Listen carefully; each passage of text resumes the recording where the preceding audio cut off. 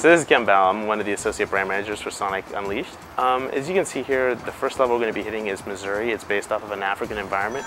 But one of the great things is that you're going to be able to see Sonic doing one of the signature speed mechanics that he has never been able to do in the past, which is the Sonic Drift. And as you can see here, it allows us to maintain Sonic speed without really having to lose anything to the stop and go that he used to do in the past.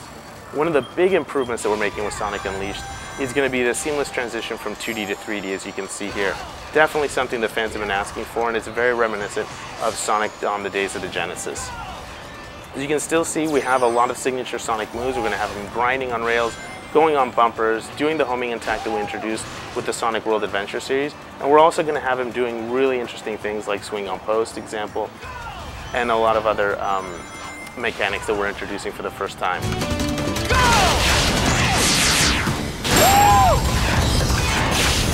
As you can see here, we're going right back into 3D, and you can see Sonic doing the quick step, which is going to be one of the new signature moves. As you can see here, the faster you do that quick step, the more you're going to be able to not only just avoid obstacles, but also collect different pieces of the puzzle. For example, you're going to be able to collect sun and moon coins, and these sun and moon coins are going to be able to go ahead and unlock different levels that would not be available otherwise. You can also use the homing attack to go ahead and sort of grab on ledges and grab on different things that you haven't been able to in the past.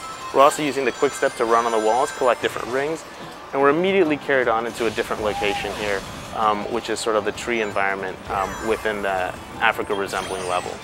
As you can see here, we have a lot of different and branching pathways. You can go in a ton of different directions, and there's obviously a lot of depth and 3D dimension to it, even though we are doing what we're calling a 2.5D style gameplay. As you can see here, this is one of Sonic's new enemies.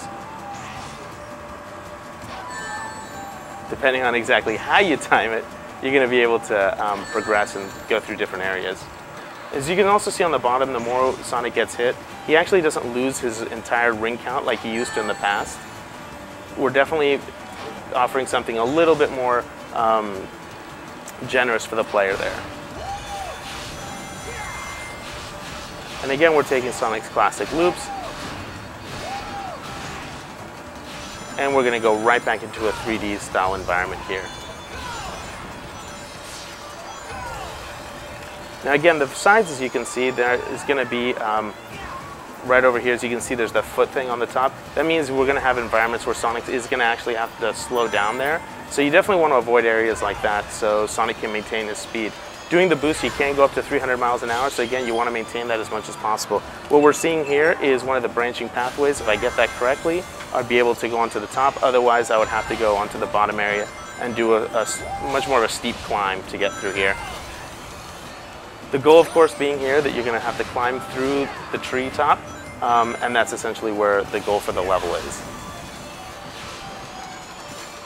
So again, so the more you really boost, the more you're going to be able to access different parts, but also you're going to be able to take shortcuts and really cut down the time that you want. Again, as you can see here, we're doing a little bit more precision platforming. Again, another area and another feature that fans everywhere have really requested.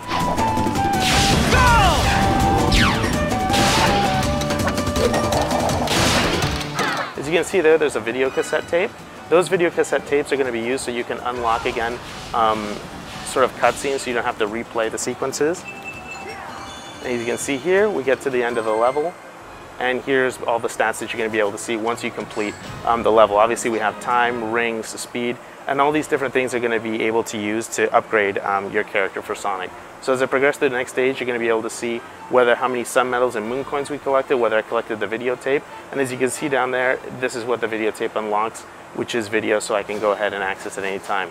The experience counter is up there at the top, and it's going to be able to unlock ring energy or different kinds of speeds. And depending on how you want to use it, as you can see there, we're definitely going to be able to upgrade the speeds. The times 14 that you see on the side there, that's how many times I need to fill up the meter to get to the next level within that speed itself. And that's going to be the daytime Mazuri stage for Sonic Unleashed.